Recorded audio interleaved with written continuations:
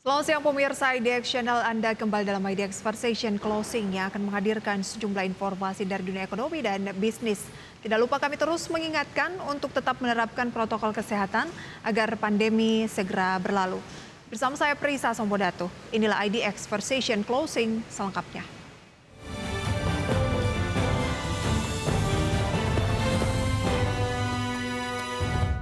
Kita mulai dari emiten rumah sakit PT Siloam International Hospitals Tbk sukses mencatatkan pertumbuhan kinerja dari lini platform digital sepanjang semester 1 2022. Kunjungan pasien melalui kanal digital mencapai 158% secara tahunan atau berkontribusi 14% dari total pelayanan rawat jalan di rumah sakit Siloam.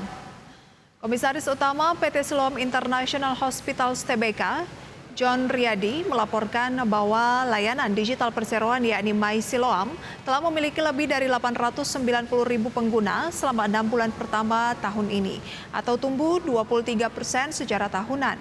Sementara layanan home care juga telah melayani lebih dari 16.700 pasien hingga akhir Juni lalu. Berdasarkan laporan keuangan pada periode Januari hingga Juni 2022, emiten berkode saham Silo telah membukukan pendapatan 4,4 triliun rupiah atau turun 4,93% dari tahun lalu 4,63 triliun rupiah. Sedangkan dari sisi bottom line, laba tahun berjalan yang dapat diatribusikan kepada pemilik entitas induk mencapai 210,3 miliar rupiah, terkoreksi 30,5%.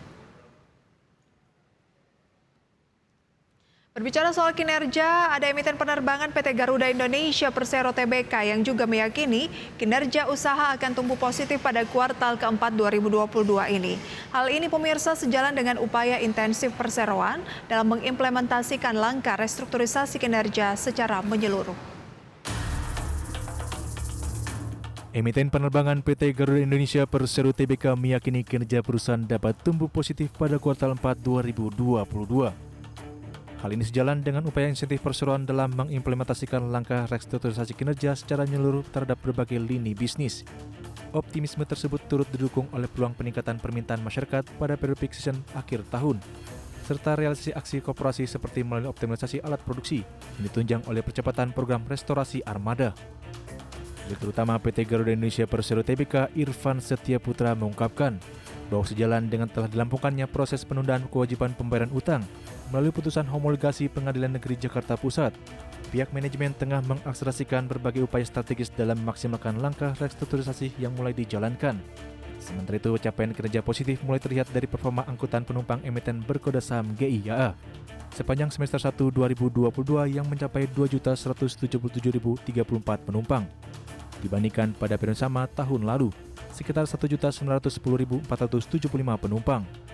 Tidak hanya itu, pertumbuhan signifikan tercatat dari rute internasional yang meningkat 285%, dengan total 218.734 penumpang. Adapun dengan landasan kinerja operasional yang semakin solid, khususnya dari langkah penyataan kinerja keuangan perusahaan, manajemen optimis kinerja usaha secara konsisten dapat terus menunjukkan peningkatan, khususnya dengan melihat pertumbuhan permintaan penumpang melalui akselerasi program restorasi armada, guna memaksimalkan tingkat keterisian jelang periode libur akhir tahun mendatang. Berbagai sumber untuk IDX Channel.